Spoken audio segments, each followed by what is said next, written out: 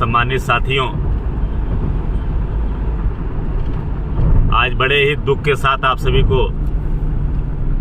सूचित करना पड़ रहा है कि वाराणसी जनपद के अंतर्गत कपसेठी थाना के अंतर्गत पाल समाज की बेटी 11वीं कक्षा की छात्रा मोनिका पाल की निर्मम हत्या कर लाश को बोरे में भरकर लखनऊ से वाराणसी जाने वाली इंटरसिटी के ट्रेन की बोगी में रख दिया गया। ऐसी सूचना पाकर मन बहुत ही दुखी हुआ। जैसा आप सभी को पता है कि आज राष्ट्रोदय पार्टी का कार्यक्रम कन्नौज जनपद में आयोजित था, लेकिन जैसे ही सुबह में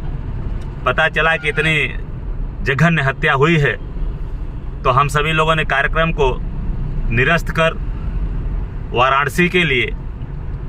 आपका भाई बाबू रामपाल और पार्टी के राष्ट्रीय उपाध्यक्ष प्रभारी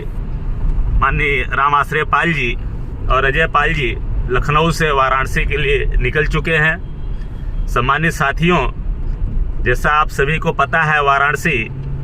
प्रधानमंत्री नरेंद्र मोदी जी का लोकसभा क्षेत्र है। जब प्रधानमंत्री जी का आगमन वाराणसी उनके लोकसभा क्षेत्र में होता है तो अगर बाजार से कोई काला कपड़ा भी खरीद लेता है तो पुलिस प्रशासन को पता चल जाता है कि कोई कपड़ा खरीदा है, प्रधानमंत्री जी को काला कपड़ा ना दिखाए, काला झंडा ना दिखाए, इसलिए उसको गिरफ्तार कर लिया जाता है, काले कपड़े को कब्जा कर लिया जाता है, व्यक्ति को गिरफ्तार कर लिया जाता है। लेकिन आज यहाँ बेटी की 2 दिन से गुमशुदगी का रिपोर्ट दर्ज कराने के बाद, पहले तो रिपोर्ट दर्ज नहीं होती है, पुलिस के द्वारा उस परिवार को ही अपमानित किया जाता है और उस बेटी की फिर 2 दिन बाद हत्या करके लाश को बोरे में भरकर ट्रेन में रख दिया जाता है और पुलिस को पता नहीं चलती है। तो हम जानना चाहते हैं, पुलिस जनता की सेवा के लिए रखी गई है या मुख्यमंत्री और प्रधानमंत्री जी को कोई झंडा काला कपड़ा न दिखाए ये बस इसलिए रखी गई है? यह बहुत ही बड़ा फेलियर है सरकार का, सिस्टम का, शासन प्रशासन का। पुलिस प्रशासन पूरी तरह से फेल है, नाकाम है। ये पुलिस प्रशासन के लोग अगर सही समय पे अगर जाग गए होते, सही समय पे अगर इंक्वायरी किए होते तो अपराधी कैद में होते और बेटी की जान बच गई होती। लेकिन ये पुलिस प्रशासन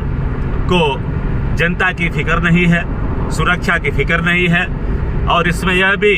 प्रतीत हो रहा है कि कहीं न कहीं मोनिका पाल पिछड़े समाज से थी, वंचित समाज से थी, मजदूर किसान समाज से थी, पशुपालक समाज थे, गडरिया समाज की बेटी थी, इसलिए शासन प्रशासन के लोगों ने संज्ञान नहीं लिया। अगर कहीं न कहीं अगर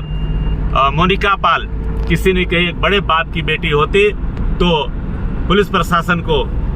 FIR देने के बाद, सूचित करने के बाद पुलिस प्रशासन